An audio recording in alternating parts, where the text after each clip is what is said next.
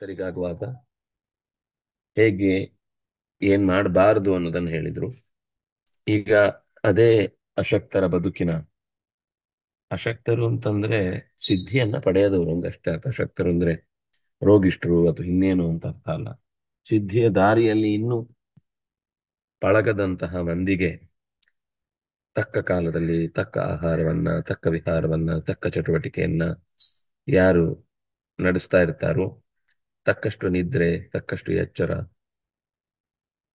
ಅಂಥ ಬದುಕನ್ನು ನಡೆಸಿದವನಿಗೆ ದುಃಖವನ್ನ ಕಳೆಯುವ ಯೋಗ ಒದಗಿ ಬಂದೀತು ಅಂತ ಆ ಒಟ್ಟು ಅಭಿಪ್ರಾಯವನ್ನ ಹೇಳಿದ್ರು. ಅದರಲ್ಲಿ ಚೇಷ್ಟೆ ಅಂತ ಬಂದಾಗ ಪ್ರಾಣಾಯಾಮ ಆಯಿತು. ಆಚಾರ್ಯರೇ ಅದನ್ನು ಹೇಳಿಬಿಟ್ರು. ಪ್ರಾಣಾಯಾಮಾದಿ ಆದಿ ಶಬ್ದದಿಂದ ಯಮ, ನಿಯಮ, ಆಸನ, ಪ್ರಾಣಾಯಾಮ ಆದಿ ಎಲ್ಲ ಮುಖವನ್ನು ತೆಗೆದುಕೊಳ್ಳುವುದಾಯಿತು. ಅಂದ್ರೆ ಸ್ನಾನ, ಜಪ, ಅನುಷ್ಠಾನ,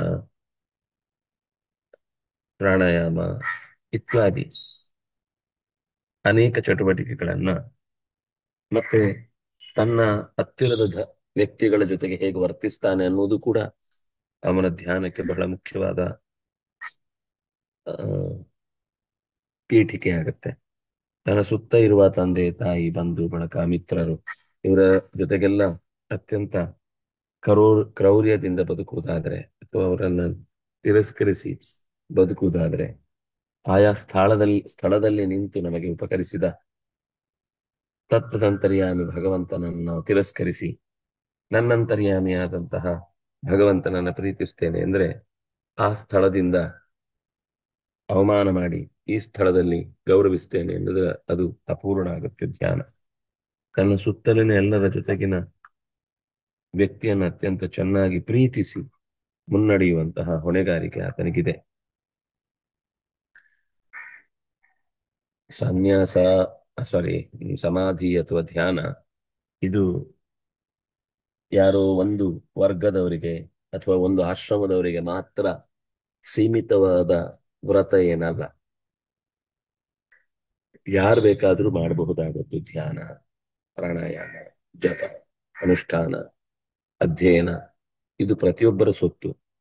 ಅವನಿಗೆ ಒಳಗಿನಿಂದ ಇರ್ಬೇಕಷ್ಟೆ. ನೀವು ಹೊರಗಿನಿಂದ ಒತ್ತಡ ಹಾಕಬೇಡಿ, ಹೆಚ್ಚಿನ ಹೊರೆಯನ್ನ ಹಾಕಬೇಡಿ. ಅವರಾಗಿ ಇಂಟ್ರೆಸ್ಟ್ ತೋರಿಸಿ ಅದನ್ನ ಕಲೀಲಿಕ್ಕೆ ಇಷ್ಟಪಡ್ತಾ ಇದ್ದಾರೆ ಅಂದ್ರೆ ಯಾರೇ ಆಗ್ಲಿ, ಲಿಂಗ, ಮತ, ಜಾತಿ ಅಥವಾ ಈ ಹೊರಗಿನ ಏನೆಲ್ಲ ಬೇಲಿಗಳಿವೆ, ಇದ್ಯಾವುದೂ ಕೂಡ ಭಗವಂತನ ದರ್ಶನಕ್ಕೆ ಅಥವಾ ಭಗವಂತನನ್ನ ಪಡೆಯಬೇಕು ಅನ್ನುವ ಅಪೇಕ್ಷೆಗೆ ಅರ್ಹತೆ ಆಗುವುದಿಲ್ಲ. ಹೊರಗಿನ ಸಂಗತಿಗಳು, ಒಳಗಿನ ಸಂಗತಿಗಳೇ ಮುಖ್ಯ ಅರ್ಥ ಆಗುತ್ತೆ. ಹಾಗಾಗಿ ಸಂಸಾರದ ಸುತ್ತಲಿನ ಮಂದಿಯನ್ನ ತಿರಸ್ಕರಿಸುವುದು ಸರಿಯಲ್ಲ. ಗಂಡ, ಹೆಂಡತಿ, ಮಕ್ಕಳ ಜೊತೆಗೆ ಪ್ರೀತಿಯಿಂದ ಅವರ ಆಶೋತ್ತರಗಳನ್ನು ಈಡೇರಿಸುವುದು ಒಂದಾದರೆ, ಇನ್ನೊಂದು ಎಚ್ಚರದಲ್ಲಿರ್ಬೇಕು. ಅದು ಬಿಟ್ಟು ಬೇರೆ ಇಲ್ಲ ಅಂತ ಅದರ ಸರ್ವಸ್ವವನ್ನ ವ್ಯಾಮೋಹದ ಬಲೆಯಲ್ಲಿ ನಿನ್ನನ್ನು ನೀನು ಹಚ್ಚಿಕೋಬೇಡ. ಅಂಟಿಕೋ, ಆದ್ರೆ ಅಂಟದಿರು. ಪದ್ಮಪತ್ರ ಮಿವಾಂಭಸ ಯುಕ್ತ ಚೇಷ್ಟಸ್ಯ, ಅದಕ್ಕೆ ಯುಕ್ತ ಅಂತ ಹಾಕಿದ್ದು. ಅತಿಯಾದ ಭಾವವು ಕೂಡ ಬದುಕಿಗೆ ಕಷ್ಟವನ್ನಿತ್ತೀತು. ಅದರಿಂದಾಗಿ ಅದು ಕೂಡ ಕಾರಣ ಇದ್ದಲ್ಲಿ ಮಾತ್ರ ಅಂತಹ ಕಾರ್ಯಗಳನ್ನ ನಡೆಸಬೇಕು. ಇನ್ನು ನಿನ್ನೆ ಒಂದು ಶಬ್ದವನ್ನು ನಾವು ನೋಡಿದ್ವಿ. ಕೇವಲ ಆಹಾರ ಅಂದ್ರೆ ಹೊಟ್ಟೆಗೆ ಸ್ವೀಕರಿಸುವ ಆಹಾರ ಮಾತ್ರ ಅಲ್ಲ, ಕಣ್ಣು, ಮೂಗು, ಬಾಯಿ, ನಾಲಿಗೆ, ಚರ್ಮಕ್ಕೂ ಕೂಡ ಹೊಂದುವ ವಿಷಯ ಭೋಗಗಳ ನಿಯಂತ್ರಣವನ್ನು ಕೂಡ ಯುಕ್ತವಾಗಿರಿಸಿಕೊಳ್ಳುವುದು ಅಂದ್ರೆ ನಮ್ಮ ಒಡನಾಟ ಅಂತ ಅರ್ಥ. ಅದು ವಿಹಾರ ಶಬ್ದದಿಂದ ಬಂತು, ಆದರೆ ಇನ್ನೂ ಸ್ಪಷ್ಟವಾಗಿ ಆಯಾ ಇಂದ್ರಿಯಗಳ ಭೋಗವಾಗಿ ಆ ಪದಾರ್ಥಗಳ ಅನಗತ್ಯವಾದ ಬಳಕೆ ಶಾರೀರಿಕವಾದ ಆಯಸ್ಸನ್ನ ದುರ್ಬಲಗೊಳಿಸುತ್ತೆ. ಹಾಗಾಗಿ ಕನಸು, ನಿದ್ದೆ, ಎಚ್ಚರ ಇದು ಕೂಡ ಕನಸನ್ನ ನಾವು ಬೇಕು ಅಂತ ಕೇಳಿ ಪಡ್ಕೊಳ್ಳಿಕ್ಕಾಗುದಿಲ್ಲ. ಆದರೆ ಚೆನ್ನಾಗಿ ದುಡಿದು ಮಲಗಿದರೆ ಹೆಚ್ಚು ಕನಸಿನ ಆಟೋಪಗಳು ಇರುವುದಿಲ್ಲ. ಮಲಗುವಾಗಲೂ ಓದ್ತಾ ಮಲಗು, ಮಧ್ಯೆ ಎಚ್ಚರ ಆಯಿತು, ಪಕ್ಕಕ್ಕಿಟ್ಟ ಪುಸ್ತಕವನ್ನೇ ಮತ್ತೆ ಓದ್ಲಿಕ್ಕೆ ಶುರು ಮಾಡು, ಮತ್ತೆ ನಿದ್ದೆ ಬರುತ್ತೆ, ಮತ್ತೆ ಜಾಡಿಸಿ ಎದ್ದೇಳು ಇನ್ನ ಸಮಯ ಬಂದಾಗ.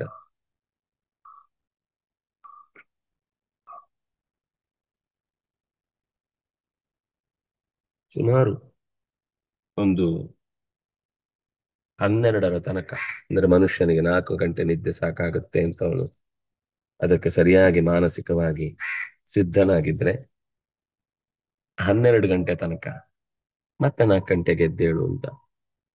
ಇಲ್ಲ ಸ್ವಲ್ಪ ಆಚೆ ಈಚೆ ಆಗತ್ತೆ ಅಂದ್ರೆ 11ರಿಂದ 5. ಅದಕ್ಕಿಂತ ಹೆಚ್ಚು ಅದು ಕೇವಲ ಔದಾಸೀನ್ಯದ ಮುದ್ದೆಯಾಗಿ ಮನುಷ್ಯ ನಡೆಸುವ ದುರಾಚಾರ ಹೊರತು, ಕಾಲದ ಮೇಲಿನ ಪ್ರಹಾರ ಹೊರತು, ವ್ಯಕ್ತಿಗತವಾಗಿ ಅಷ್ಟು ದೀರ್ಘಕಾಲಿಕವಾದ ಆಯಾಸ ಪರಿಹಾರಕ ಶ್ರಮದಾನ, ಸಮಯ ಸಂಹಾರ ಬೇಕಿಲ್ಲ ಅನ್ನೋದು ಗೊತ್ತಾಗುತ್ತೆ. ಆದ್ರಿಂದಾಗಿ ನಿಯತ್ತಿನ ಜೀವನ ನಡೆಸುವಂಥವನಿಗೆ ನಿರಂತರ ಜೀವನೋತ್ಸಾಹ ಇದ್ದೇ ಇರುತ್ತೆ. ಯಾರು ಕರ್ತವ್ಯಶೀಲನು ಅವನಿಗೆ ದುಃಖ ಪಡ್ಲಿಕ್ಕೆ ಟೈಮ್ ಇರಲ್ಲ. ಅವನ ಬದುಕು ಕರ್ತವ್ಯದ ಜೊತೆಗೆ ಆನಂದಮಯವಾಗಿರುತ್ತೆ. ಅದು ಅವನ ನಿಜವಾದ ಧ್ಯಾನ ಯೋಗವೇ. ಆ ಧ್ಯಾನ ಯೋಗದಿಂದಲೇ ದುಃಖಗಳನ್ನ ದೂರೀಕರಿಸಿ ಬದುಕ್ತಾನೆ. ಆ ಧ್ಯಾನವೇ ಭಗವಂತನ ಸಂಬಂಧಕ್ಕೆ ಇನ್ನಷ್ಟು ಬಲವನ್ನ ತುಂಬುತ್ತೆ. ಯೋಗೋ ಭವತಿ ದುಃಖ, ಅದಕ್ಕೆ ಹೇಳಿದ್ದು ದುಃಖವನ್ನ ಕಳೆಯುವ ಶಕ್ತಿ ಭಗವತ್ ಪ್ರಾರ್ಥನೆ. ನಮ್ಗೆ ದುಃಖ ಆಗ್ತಾ ಇದೆ ಅಂದ್ರೆ ನಾವು ಭಗವದ್ ಯೋಗದಲ್ಲಿ ಇಲ್ಲ ಅಂತ ಅರ್ಥ. ನಮಗೆ ಸಾಂಸಾರಿಕ ತಾಪತ್ರಯಗಳ ಜಂಜಾಟ ಹೆಚ್ಚಿದೆ ಅಂದ್ರೆ ನಾವಿನ್ನೂ ಭಗವದ್ ಯೋಗವನ್ನ ಸಂಪಾದಿಸಿಲ್ಲ ಅಂತ ಅರ್ಥ. ನಮಗೆ ಲೋಕದ ಅಫೇರ್ಗಳೇ ತುಂಬಾ ದೊಡ್ಡದಾಗಿ ಕಾಣ್ತಾ ಇದೆ ಅಂದ್ರೆ ನಮಗೆ ಭಗವಂತನ ಸಂಬಂಧ ಇನ್ನೂ ಆಗಿಲ್ಲ ಅಂತ ಅರ್ಥ. ನಮ್ಗೆ ಏನೇನು ಇನ್ನು ಚಟುವಟಿಕೆಗಳು, ನಾಗರಿಕ ಪ್ರವೃತ್ತಿಗಳು ಉಂಟಾಗ್ತವೆ, ಇದು ಎಲ್ಲದರ ಹಿಂದೆ ಭಗವಂತನ ಎಚ್ಚರ ಇದ್ರೆ ಮಾತ್ರ ಅದು ಯೋಗ ಆಗುತ್ತೆ. ಇಲ್ಲ ಅಂದ್ರೆ ಭೋಗ ಆಗಿ ದುಃಖಕ್ಕೆ ಕಾರಣ ಆಗುತ್ತೆ. ಯೋಗೋ ಭವತಿ ದುಃಖ.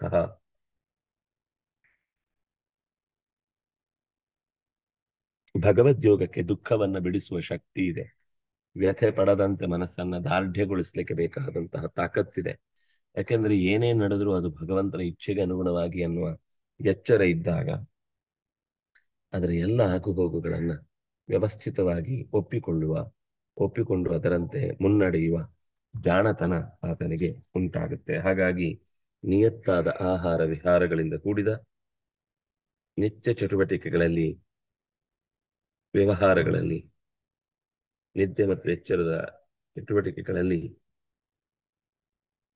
ಯಾರು ಭಗವಂತನ ಸಂಬಂಧವನ್ನ ಕಾಣ್ತಾನೋ, ಧ್ಯಾನ ಯೋಗ ಸಮಾಧಿ ಯೋಗಗಳನ್ನು ಕಾಣ್ತಾನೋ, ಅವನು ದುಃಖ ಭವತಿ, ಅವನು ದುಃಖಹೀನನಾಗ್ತಾನೆ. ದುಃಖ ಹಾನಿಗೆ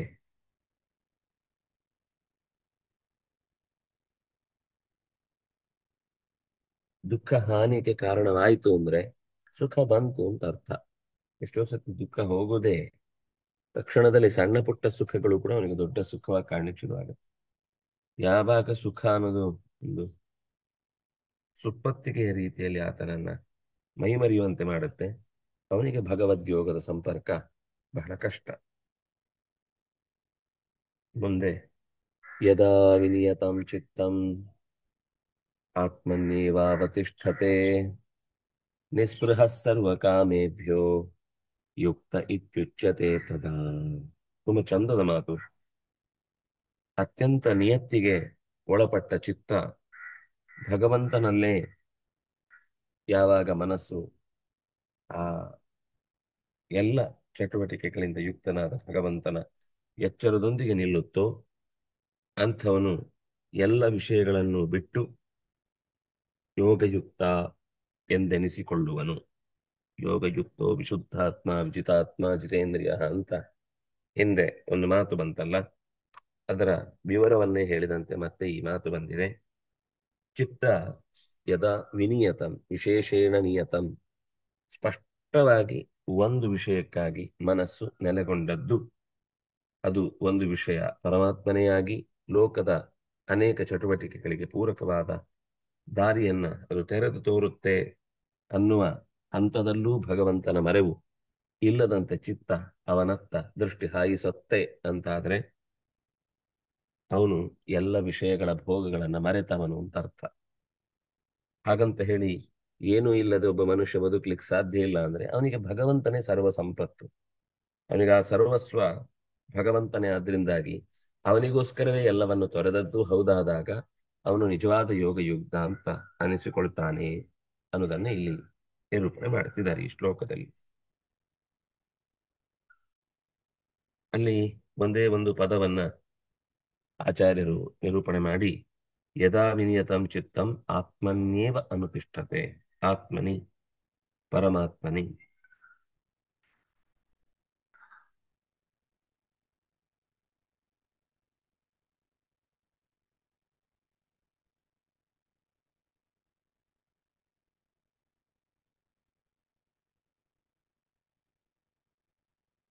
ಹ್ಮ್ ಅಂತೂ ಇಲ್ಲಿ ಆತ್ಮನಿ ಅವತಿಷ್ಠತೆ ಅನ್ನೋದಕ್ಕೆ ಆಚಾರ್ಯರು ಕೇವಲ ಆತ್ಮ ಅಂತಂದ್ರೆ ಜೀವ ಅಂತ ಮಾತ್ರ ಅಲ್ಲ, ಇಲ್ಲಿ ಪರಮಾತ್ಮನೇ ಹತ್ತಿರದ ಅರ್ಥವಾಗ್ತಾನೆ ಅನ್ನೋದನ್ನ ಹೇಳಿದ್ದಾರೆ.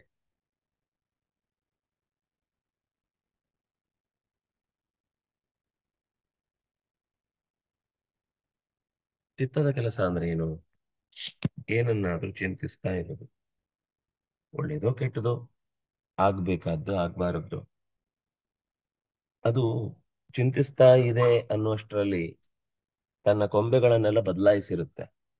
ಏನನ್ನ ಚಿಂತಿಸ್ತಾ ಇರ್ತದೆ ಅಂತ ನಾವು ಊಹಿಸ್ತಿರ್ತೀವೋ ಅದರ 10 ಮಾರು 10 ಕಿಲೋಮೀಟರ್ ದೂರದಲ್ಲಿ ಇನ್ನೊಂದು ವಿಷಯವನ್ನು ಹೊತ್ತುಕೊಂಡು ಅದು ಓಡ್ತಾ ಇರುತ್ತೆ ಮುಂದಕ್ಕೆ.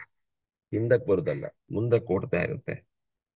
ಅಂತಹ ಕೋತಿಯನ್ನ, ಕಾಡು ಕೋತಿಯನ್ನ, ನಾಡು ಕೋತಿನೋ ಕಾಡು ಕೋತಿನೋ ಒಟ್ಟಂತೂ ಕೋತಿ, ಇದನ್ನ ಆ ಕಡೆಯಿಂದ ಈ ಕಡೆ ಹಾರದ ಹಾಗೆ ನೋಡಿಕೊಳ್ಳುವುದು ಹೇಗೆ?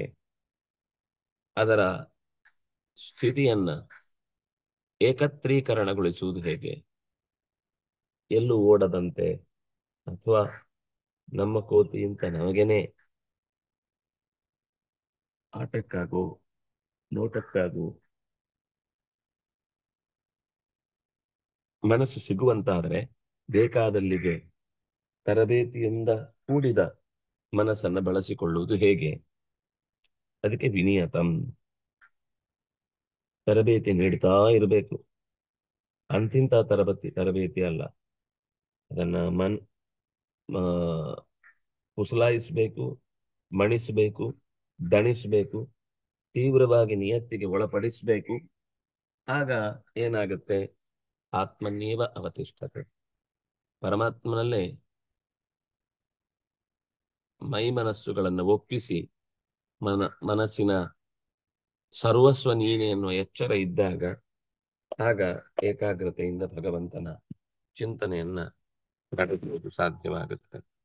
ಹಾಗಾಗಿ ವಿನಿಯತಂ ಚಿತ್ತಂ ಅನ್ನುವ ಮಾತು ಅತ್ಯಂತ ಅದ್ಭುತವಾದ ಸಂಗತಿಯನ್ನ ನಮಗೆ ಹೇಳುತ್ತೆ.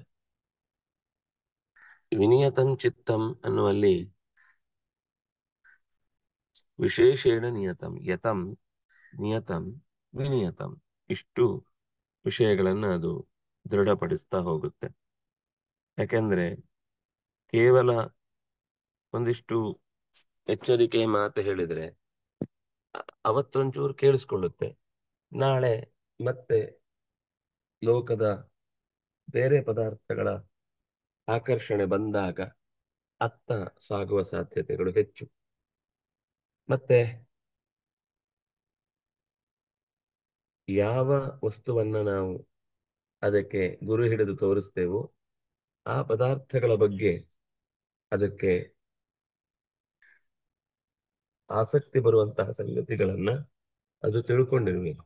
ಈಗ ಮುಖ್ಯವಾಗಿ ಇಲ್ಲಿ ಆತ್ಮನಿ, ನನ್ನೊಳಗೆ ಇದ್ದು ನನಗೆ ನಿರಂತರ ಸಹಾಯವನ್ನು ಮಾಡ್ತಾ, ಸಹಾಯದ ಪ್ರತಿಫಲಾಪೇಕ್ಷೆ ಇಲ್ಲದೆ ನಮ್ಮ ಹಿತವನ್ನು ಕಾಯುವಂತಹ ಪರಮಪುರುಷನಾದ ಪರಮಾತ್ಮನಲ್ಲಿ ನಾವು ನೆಲೆಗೊಳ್ಳಬೇಕು, ಅಲ್ಲೇ ನಿಂತುಕೊಳ್ಬೇಕು ಅಂತ ತಿಳಿಸಿದ್ರೆ, ಅದಕ್ಕೆ ಅರ್ಥ ಆಗಿದ್ರೆ, ಈ ಜಗತ್ತಿನಲ್ಲಿ ಪರಮಾತ್ಮ ಅನ್ನೋ ಒಂದು ತತ್ವ ನಮ್ಮ ಎಲ್ಲಾ ಲೋಕದ ತತ್ವಗಳನ್ನು ಮೀರಿ ನಮ್ಮೆಲ್ಲರ ಆಶೋತ್ತರಗಳನ್ನು ಈಡೇರಿಸುವ ಮಹಾ ಸಾನ್ನಿಧ್ಯ ಶಕ್ತಿಯಾಗಿ ಬೆಳೆಯುತ್ತೆ.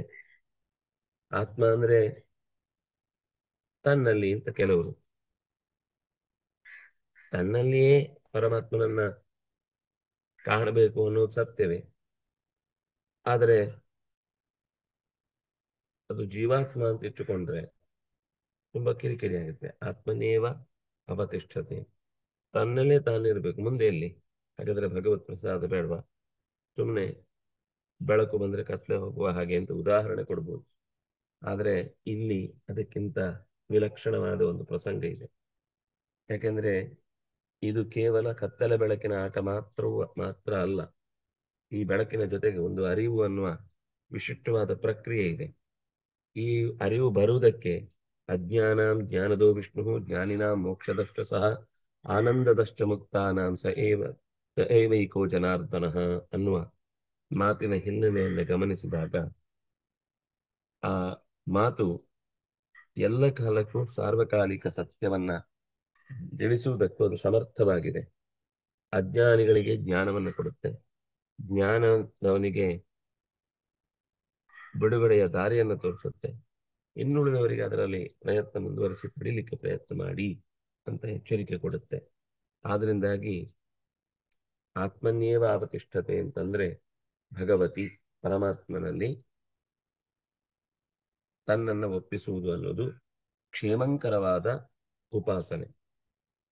ಅವನನ್ನ ಬೇರೆ ಅಂತ ಉಪಾಸನೆ ಮಾಡಿದ್ರೆ ಹಾನಿಯಾಗುತ್ತೆ ಅಂತ ಹೇಳುವವರಿಗೆ ಶಾಸ್ತ್ರೀಯವಾದ ಯಾವುದೇ ಪ್ರಕ್ರಿಯೆಗಳು ಕೂಡ ನ್ಯಾಯಯುತವಾಗಿ ಇಲ್ಲ ಅನ್ನೋದು ಅರ್ಥ ಆಗುತ್ತೆ.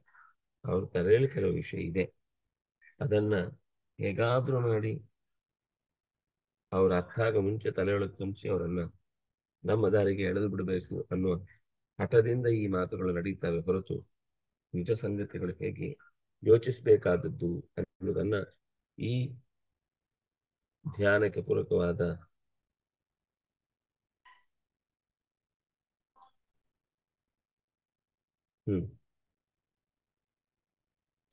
ಸರ್ವಕಾಮೇಭ್ಯ ನಿಸ್ಪೃಹ. ಆತ್ಮಧ್ಯಾನ ಅಂತಂದ್ರೆ ಪರಮಾತ್ಮನ ಧ್ಯಾನ ಆಯ್ತು. ಬೇರೆ ಬೇರೆ ಆತ್ಮನ ಜ್ಞಾನವೂ ಉಪಯೋಗ ಇಲ್ಲ. ಬೇರೆ ಆತ್ಮನ ಪರಿಚಯ ಗುರುವಾಗಿ ಸಿಕ್ಕಿದ್ರೆ ಭಗವಂತನನ್ನ ಕರ್ಕೊಂಡು ಹೋಗ್ಲಿಕ್ಕೆ ಆಗಬೇಕು ಅಂತ ಬಯಸಬಹುದು ಹೊರತು ಗುಣಪೂರ್ಣವಾದ ತತ್ವದ ಧ್ಯಾನವೇ ನಿಜವಾದ ಧ್ಯಾನ ಮತ್ತು ಸಮಾಧಿ. ಇದನ್ನು ಒಪ್ಪಿಕೊಳ್ಳದೆ ಏನೇನೋ ಧ್ಯಾನಗಳನ್ನ ಚರ್ಚಿಸುವ, ಚಿಂತಿಸುವ ಒಂದು ದೊಡ್ಡ ಸಮೂಹ ಇವತ್ತು ಸಮಾಜದಲ್ಲಿ ಬೆಳೆದು ನಿಂತಿದೆ. ಆದರೆ ಕೃಷ್ಣ ಹೇಳಿದ್ದು ಬಹಳ ಜಾಗೃತವಾದ ಜ್ಞಾನ, ಜಾಗೃತವಾದ ಧ್ಯಾನ, ಜಾಗೃತವಾದ ಸಮಾಧಿ.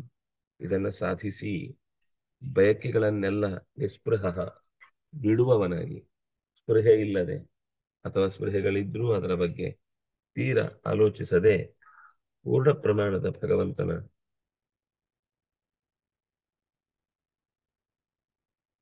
ಎಚ್ಚರದೊಂದಿಗೆ ಕಾರ್ಯವನ್ನು ನಡೆಸಬೇಕಾದದ್ದು ಅಂತ ವಿಚಲಿತಗೊಳ್ಳದೆ ಸಾಧನೆಯನ್ನು ಮುಂದುವರಿಸಬೇಕಾದ್ದು ಅನ್ನುವುದು ಯೋಗ ಸಿದ್ಧನ ಮತ್ತೊಂದು ಹೊಣೆಗಾರಿಕೆ.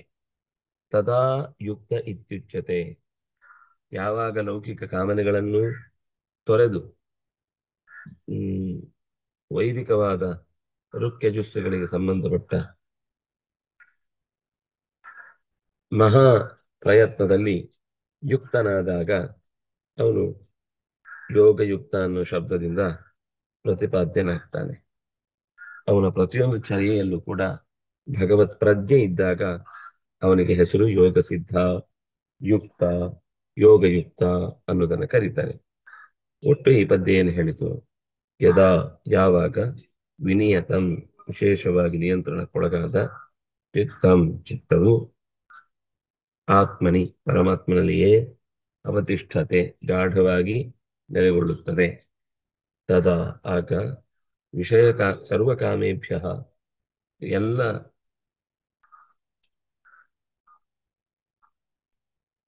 ಆ, ಎಲ್ಲ ಬಗೆಯ ಲೋಕದ ಒಳ ಆ, ಬಯಕೆಗಳನ್ನ ಲೌಕಿಕವಾದ ವಸ್ತುಗಳ ಅಥವಾ ವ್ಯಕ್ತಿಗಳ ಜೊತೆಗಿನ ಬಾಂಧವ್ಯದ ಬಯಕೆಗಳ ವಿಷಯದಿಂದ ಹೊರಬಂದು ನಿಸ್ಪೃಹ, ಅದಕ್ಕೆ ಅದು ಇರಬಾರದು ಅಂತ ಹೇಳಲಿಲ್ಲ, ಅದರಿಂದ ಹೊರಬಂದು ಅಂತ ಹೇಳ್ತಿದ್ದಾರೆ. ಅದೇ ಪ್ರಧಾನ ಆಗ್ಬಾರ್ದು, ಅದೇ ಮುಖ್ಯ ಅಂತ ಅನ್ನಿಸಬಾರದು ಅನ್ನೋ ಅರ್ಥದಲ್ಲಿ ಆಸೆಯನ್ನ ಹಿಂಗಿಸಿಕೊಂಡು ಯುಕ್ತ ಇತಿ ಯೋಗ ಸಿದ್ಧ ಎನ್ನುವುದಾಗಿ ಇತಿ ಉಚ್ಯತೆ ತಿಳಿಯಲ್ಪ ಹೇಳಲ್ಪಡುತ್ತಾನೆ.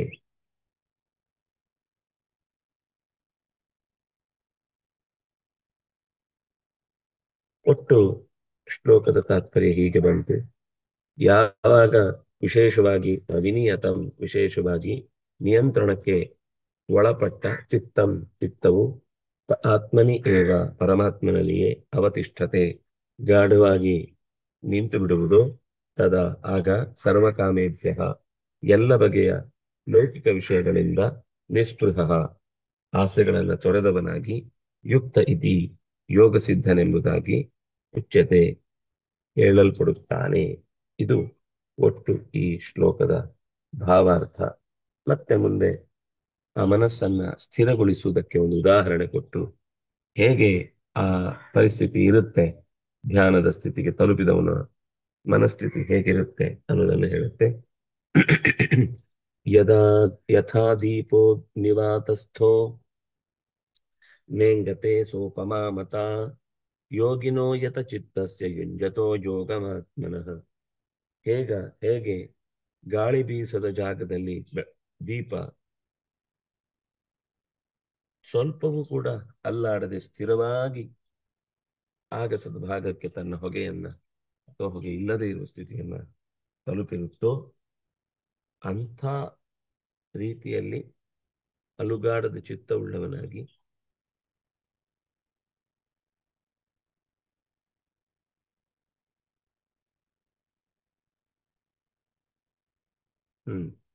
ಒಟ್ಟು ಭಗವದ್ ವಿಷಯಕವಾದ ಯೋಗವನ್ನು ಅವನು ಪಡೆಯುವುದು ಸಾಧ್ಯವಾಗುತ್ತೆ. ಚಿತ್ತವನ್ನು ಬಿಗ ಹಿಡಿದು ಯೋಗ ಸಿದ್ಧನಾದವನಿಗೆ ಭಗವಂತನ ಸಂಕಲ್ಪ ಈಡೇರುತ್ತೆ. ಭಗವಂತನ ಸಂಬಂಧದ ಜೊತೆಗೆ ಅವನು ಹಾಗೇ ತೊಡಗಿ ಅಲ್ಲಿಂದ ಮುಂದೆ ಹೆಚ್ಚಿನ ಬೆಳವಣಿಗೆಯನ್ನು ಕಾಣ್ತಾನೆ. ಆತ್ಮನಃ ಅನ್ನೋ ಒಂದು ಶಬ್ದಕ್ಕೆ ಮಾತ್ರ ಆಚಾರ್ಯರು ಅರ್ಥವನ್ನು ಕೊಡ್ತಾ, ಯೋಗಂ ಆತ್ಮನಃ, ಯೋಗಕ್ಕೆ ವಿಶೇಷವಾದ ವಿಷಯವನ್ನ, ಭಗವದ್ ವಿಷಯಕ್ಕೆ ಯೋಗ್ಯವಾದ ಸಂಗತಿಯನ್ನ ಅದು ಒದಗಿಸುತ್ತೆ. ಯೋಗಂ ಅಂತ ಅಲ್ಲೇ ಇದೆ, ಅದನ್ನು ಸೇರಿಸ್ಕೋಬೇಕಷ್ಟೇ. ನಿವಾತ ಅಂದ್ರೆ, ವಾತ ಅಂದ್ರೆ ಗಾಳಿ, ನಿರ್ವಾತ ಅಥವಾ ನಿವಾತ ಅಂದ್ರೆ ಗಾಳಿ ನಾಶ ಆಗುವುದು ಅಂತ ಅರ್ಥ ಅಲ್ಲ. ನಿರ್ವಾತ ಅನ್ನೋ ಶಬ್ದಕ್ಕೂ ನಿವಾತ ಅನ್ನೋ ಶಬ್ದಕ್ಕೂ ವ್ಯತ್ಯಾಸ ಇದೆ. ಗಾಳಿಯೇ 100ಕ್ಕೆ 100 ಇಲ್ಲದಷ್ಟು ಜಾಗ ನಿರ್ವಾತ. ಗಾಳಿ ಇದೆ ಆದ್ರೆ ಅದು ಅಲ್ಲಾಡ್ತಾ ಇಲ್ಲ ಅನ್ನೋದು ನಿವಾತ. ಎಷ್ಟು ವ್ಯತ್ಯಾಸ ಗಮನಿಸಿ. ನಾವು ಸುಮ್ಮನೆ ಕೆಲವೊಂದ್ಸತಿ ಪ್ರಯೋಗ ಮಾಡ್ತಿರ್ತೇವೆ ಶಬ್ದಗಳನ್ನ, ಆದರೆ ಅದಕ್ಕಿರುವ ಸೂಕ್ಷ್ಮಗಳನ್ನು ಗಮನಿಸಿದರೆ ಗಾಳಿಯೇ ಇಲ್ಲದ ಜಾಗದಲ್ಲಿ ಬೆಂಕಿ ಉರಿಯುವುದೇ ಇಲ್ಲ, ಆರೋಗುತ್ತೆ. ಹಾಗಾದ್ರೆ ನಿವಾತಸ್ಥ ಅಂತ ಹೇಳಿದ್ರ ಹಿಂದೆ ಚಲಿಸದ, ಬೀಸದ, ಅಲ್ಲಾಡದ ಜಾಗದಲ್ಲಿ ದೀಪವನ್ನು ನೆಟ್ಟರೆ ಯಾವ ರೀತಿ ಅದರ ಏಕಾಗ್ರತೆಯನ್ನು ನಾವು ಕಣ್ಣ ಮುಂದೆ ಕಾಣುವಂತೆ ಅದು ಹೊತ್ತಿ ಉರಿಯುತ್ತೋ, ಹಾಗೆ ಜೀವನ ಕೂಡ ಉರಿಯದ, ಅಂದ್ರೆ ಮುಗಿಯದ ಉರಿವು, ಅಳಿಯದ ಉರಿವು, ಅಂತಹ ಉರಿಯಲ್ಲಿ ಭಗವಂತನನ್ನ ಪುಟಕ್ಕಿಟ್ಟ ಚಿನ್ನದಂತೆ ಪಡೆದರೆ ಅವನಷ್ಟು ಸಂತುಷ್ಟ, ಅವನಷ್ಟು ತೃಪ್ತ, ಅವನಷ್ಟು ಭಾಗ್ಯಶಾಲಿ ಯಾರಿದ್ದಾರೆ?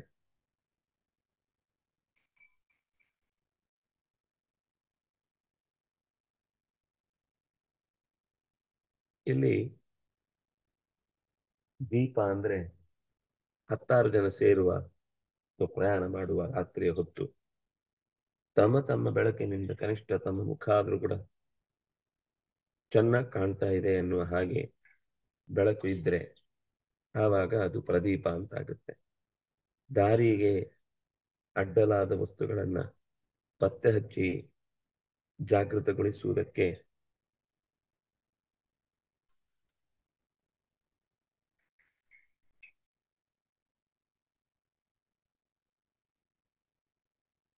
ಹಾಗಾಗಿ ದೃಷ್ಟಾಂತವನ್ನು ಕೊಟ್ಟದ್ದು ನಿವಾತಸ್ಥವಾದ ಅತ್ತಿತ್ತ ಚಲಿಸದ ಊರ್ಧ್ವಮುಖವಾಗಿ ಬೆಳಗುವ ದೀಪದ ಕೆನ್ನಾಲಿಗೆ. ಇದನ್ನ ಹೋಲಿಸಿ ಹೇಳ್ತಾ ಇದ್ದಾರೆ. ಈಗ ಹೇಗೆ ಇದು ಉಪಮೆ ಆಗತ್ತೆ?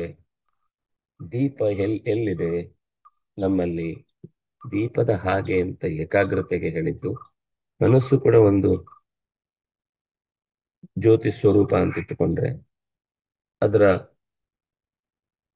ಕೊನೆಯ ಸಂಗತಿಯನ್ನ ಹೇಗೆ ಅದಕ್ಕೆ ಅರ್ಥೈಸುವುದು, ಯಾವುದನ್ನು ಬಿಡಬೇಕು, ಎಲ್ಲಿಗೆ ನಾನು ಅಂಟಿಕೊಳ್ಬೇಕು, ಇದು ಉಪಮೆಯನ್ನು ಕೊಡುವುದಕ್ಕೆ ಕಾರಣವಾದ ಸಂಗತಿ. ಹಾಗೆ ಉಪಮೆ ಕೊಟ್ಟಾಗ ಮನಸ್ಸನ್ನ ಹಾಗೆ ನಿಯಂತ್ರಿಸುವುದಕ್ಕೆ ಸಾಧ್ಯವಾಗುತ್ತೆ. ದೀಪದಂತಿರಬೇಕು. ಇಲ್ಲಿ ಸಾ ಅಂತ ಹೇಳಿದ್ರಿ, ಸೋಪಮಾ ಮತ.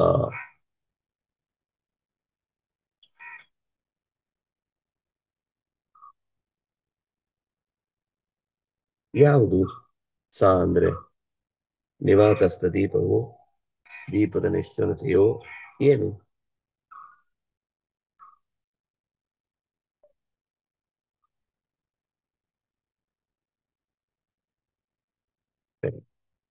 ಒಟ್ಟು ಯೋಗಿಯ ಅಂತಃಕರಣಕ್ಕೆ ಸಂಬಂಧಪಟ್ಟ ಚಟುವಟಿಕೆ ನಡೀಬೇಕು ನಿವಾತಸ್ಥವಾದ ಜಾಗದಲ್ಲಿ. ಯಾವುದೂ ಆಗ್ಬೋದು. ದೀಪ ಅನ್ನೋದು ಅತ್ಯಂತ ಸಹಜವಾದ ಅನ್ವಯ.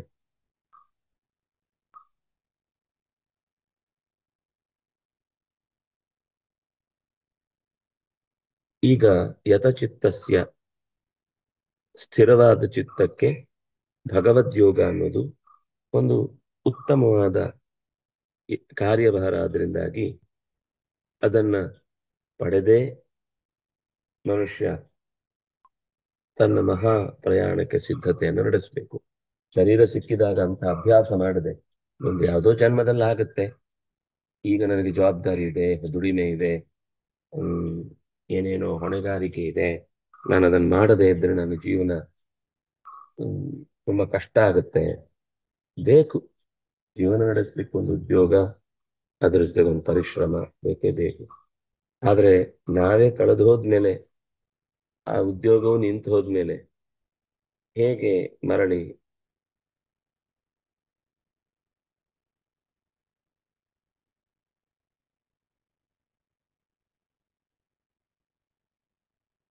ಸಮಾಧಿ ಯೋಗ ಚಿತ್ರಣವನ್ನ ಹೇಳಿದ್ದಾಗ, ಸಮಾಧಿ ಯೋಗದಲ್ಲಿ ಇರುವವನಿಗೆ ಮಾತ್ರ ಹೇಳಿದಲ್ಲಿ, ಇದು ಸಮಾಧಿ ಯೋಗಕ್ಕೆ ಹೋಗುವವನಿಗೂ ಕೊಡುವ ಎಚ್ಚರದ ಮಾತು. ಆದ್ರಿಂದಾಗಿ ಪರಮಾತ್ಮ ಜ್ಞಾನಾನಂದಮಯ. ಈ ವಿಷಯ ತಲೆಯಲ್ಲಿದ್ರೆ ಇಲ್ಲಿ ಕನ್ಫ್ಯೂಷನ್ ಇರಲ್ಲ. ಅವನನ್ನು ಯಾಕೆ ಚಿಂತಿಸ್ಬೇಕು ಅಂತ ಮತ್ತೆ ಡೌಟ್ ಬರ್ಬೋದು. ನಮಗೆ ಯಾರಿಂದ ಏನು ಬೇಕೋ ಆ ಗುಣಗಳಿಂದ ಅವನನ್ನ ಪೂಜಿಸ್ಬೇಕು. ಇದ್ದವನನ್ನು ಪೂಜಿಸಿದ್ರೆ ಸಿಗುತ್ತೆ, ಇಲ್ಲದವನನ್ನು ಪೂಜಿಸಿದ್ರೆ ಎಡೆಟ್ ಬೀಳುತ್ತೆ.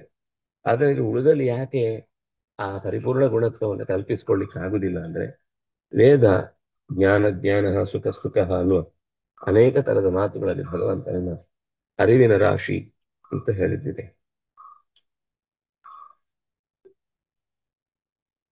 ಆ ರಾಶಿಯ ಜೀವನಿಗೆ ಅವನ ಚಿತ್ತ, ಅವನ ಮನಸ್ಸು, ಅಂತಃಕರಣ ಇದೆಲ್ಲ ಸಹಾಯ ಮಾಡಿ ಮಾಡಿ ಮಾಡಿ ಕೊನೆಗೆ ಆ ಭೌತಿಕವಾದ ಮನಸ್ಸೇ ಒಂಥರ ಸ್ಥಗನಗೊಂಡು ಬಿಡುತ್ತೆ. ಜೀವದ ಮನಸ್ಸು ಜಾಗೃತವಾಗುತ್ತೆ. ಆಗ ಸಾಧಕನ ಚಿತ್ತ ಎತ್ತರವನ್ನ ಮುಟ್ಟಿದ್ದಕ್ಕೆ ಬೇಕಿರುವ ಉಳಿದ ಗೊಂದಲಗಳನ್ನ ತತ್ತರಿಸುವಂತೆ ಮಾಡುವ ಶಕ್ತಿಯನ್ನು ಪಡೆಯುತ್ತೆ. ಹಾಗಾಗಿ ಆಪ್ತೇಂದ್ರಿಯ ಮನೋಯುಕ್ತಂ ಭುಕ್ತೇತ್ಯಾಹುರ್ ಮನೀಷಿಣಃ ಅಂತ ಹಿಂದೊಂದು ಮಾತು ಬಂದಿತ್ತು. ಅಂತಃಕರಣ ಇಂದ್ರಿಯ ಎಲ್ಲವೂ ಕೂಡ ಸ್ವತಃ ಜೀವನೇ ಆಗಿ ಬಿಡುತ್ತಾನೆ. ಜೀವನಿಗೆ ತನ್ನ ಅಗತ್ಯ ಏನು, ಎಷ್ಟು, ಹೇಗೆ ನಾನು ರಿಯಾಕ್ಟ್ ಆಗಬೇಕು ಅನ್ನೋ ಎಷ್ಟು ಸಂಗತಿಗಳು ಒಟ್ಟಿಗೆ ಸಿಗುವುದಕ್ಕೆ ಶುರುವಾಗುತ್ತೆ. ಹಾಗಾಗಿ ಈ ಜಗತ್ತಿನಲ್ಲಿ ಎಲ್ಲ ತತ್ವಗಳನ್ನು ಮಾತನಾಡಿಸಿದ ಮೇಲೂ ಉಳಿಯುವುದು ಎರಡು, ಒಂದು ಪ್ರಪಂಚ, ಎರಡನೇ ಜೀವ. ಈ ಜೀವ ಮತ್ತು ಪ್ರಪಂಚ ಇದ್ದಾಗಲೆಲ್ಲ ಬದುಕಿಗೆ ಹದವಾದ ಸುಖ ಇರುತ್ತೆ.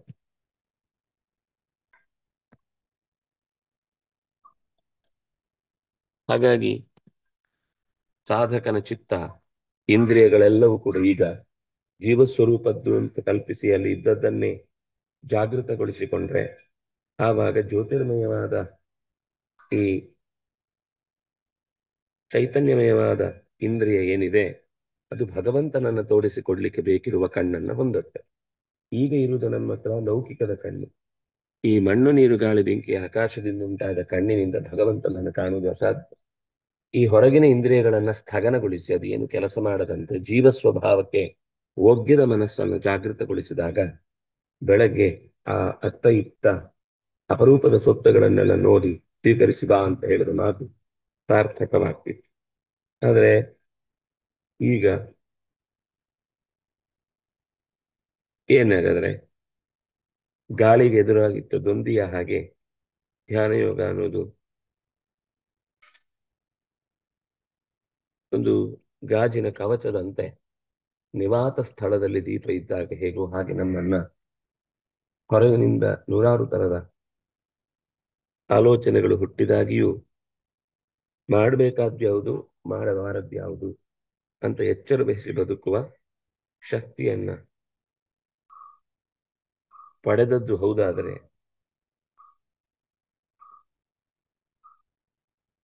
ಸರಿ. ಹೀಗೆ ಇಲ್ಲಿ ಊರ್ಧ್ವಮುಖವಾದ ಸಾತ್ವಿಕ ಜೀವಿಯ ಅಂತರಂಗದ ಕಣ್ಣು ಪ್ರತಿಯೊಂದರಲ್ಲೂ ಏನೇನು ನಡೀತಾ ಇದೆ ಅಂತ ಕಾಣುವ ಶಕ್ತಿ ಪಡೆದದ್ದಾಗಿ ಅದನ್ನೇ ಜೀವನಿಗೆ ತನ್ಗೆ ಭಗವಂತನನ್ನು ಕಾಣುವ ಶಕ್ತಿ ಬರುವಂಥದ್ದು ಅಂತ ಇಷ್ಟೇ ಬಂದ್ರೆ ಸಾಕಾಗುದಿಲ್ಲ. ಆಚೆಯಿಂದ ಅಹಂಕಾರದ ಮೂಟೆಯಾಗಿ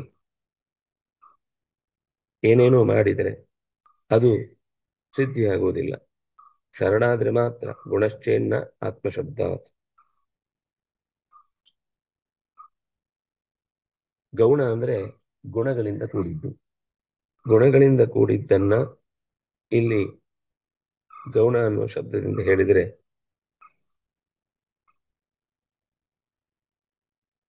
ಇದು ಬಾದರಾಯಣರ ಸೂತ್ರವೇ ಆಗಿದೆ. ಆತ್ಮನಃ ಪರಮಾನಂದ ಮೂರ್ತೆ ಪರಮಾತ್ಮನಃ ಅಂತ ಅಲ್ಲಿ ಆತ್ಮಶಬ್ದದ ಯೋಗ ಇರುವುದರಿಂದ ಅದು ಪರಮಾತ್ಮನನ್ನೇ ಹೇಳುತ್ತೆ.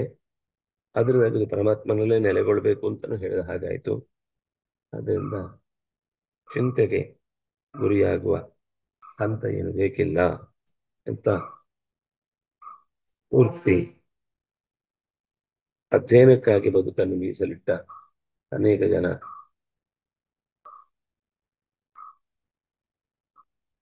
ಸರಿ. ಇಷ್ಟು ಇವತ್ತಿನ ಚಿಂತನೆಗೆ. ಒಂದ್ಸಲ ಅರ್ಥ ನೋಡಿದರೆ ನಿವಾತ ಸ್ಥಳದಲ್ಲಿರುವ ದೀಪವು ಹೇಗೆ ಚಲಿಸುವುದಿಲ್ಲವೋ ಹಾಗೆ ಚಲಿಸದ ದೀಪವು ಪರಮಾತ್ಮನ ಕುರಿತಾದ ಸಂಬಂಧವನ್ನ ಬೆಳೆಸಿ ಮನಸ್ಸಿನಲ್ಲಿ ಭಗವಂತನೇ ನೆನೆದು ಮಾಡ್ತಾ ಇರುವಂತಹ ಕೆಲಸಗಳಿಗೆ ಭಗವದ್ ಯೋಗವನ್ನ ದೊರಕಿಸಿ ಒಂದು ದೀಪದ ದೃಷ್ಟಾಂತ ಸಾರ್ಥಕವಾಗುವಂತೆ ಸಾಧಕನಿಗೆ ಮಾಡಿಕೊಳ್ಳಿಕ್ಕೆ ಅನುಕೂಲ ಆಗುತ್ತೆ ಅನ್ನೋದನ್ನ ಒಟ್ಟು ಈ ಪದ್ಯದಲ್ಲಿ ಹೇಳಿದ್ರು. ಮುಂದೆ ಒಂದಿಷ್ಟು ಪದ್ಯ ಒಟ್ಟೊಟ್ಟಿಗಿದೆ. ಯತ್ರೋ ಪರಮತೆ ಚಿತ್ತಂ ನಿರುದ್ಧಮ್ಯೋ ಸೇವೆಯ ಇತ್ಯಾದಿ. ಅದರ ಭಾವವನ್ನು ನಾಳೆ ಗಮನಿಸೋಣ ಅಂತ ಹೇಳ್ತಾ ಶ್ರೀ ಹರಿಪ್ರಿಯತಾಂ ಶ್ರೀಕೃಷ್ಣ ಅರ್ಪಣಮಸ್ತು. ಸರ್ ನಾಳೆ ದ್ವಾದಶಿ ಉಂಟು ಸರ್. ನಾಳೆ ಬೇಡ. ಮತ್ತೆ ಇವತ್ತು ಮೋಸ್ಟ್ಲಿ ವಿಷ್ಣು ಪುರಾಣ ಆಗಲ್ಲ. ಸರಿ ಹೊರಗೆ ಹೋಗೋ ಪಾರಾಯಣ ಇದೆ. ಆಮೇಲೆ ಸರ್ ನಾಳೆ ಶುಕ್ರವಾರ, ನಾಡಿದ್ದು ಶನಿವಾರ ಆಗ್ತದಲ್ಲ ಸರ್? ನಾಳಿದ್ದು ಶನಿವಾರ ಅದೇ ಒಂದು ಪಾಠ ಸಂಸ್ಕೃತದ್ದಿರುತ್ತೆ. ಇದು ವಿಷ್ಣು ಪುರಾಣ ಇರುತ್ತೆ. ಸರಿ ಅದೇ ಆಮೇಲೆ ರವಿವಾರ ಆಗ್ತದೆ ಸರ್. ಹ್ಮ್ ಹ್ಮ್ ಸರಿ ಸರ್.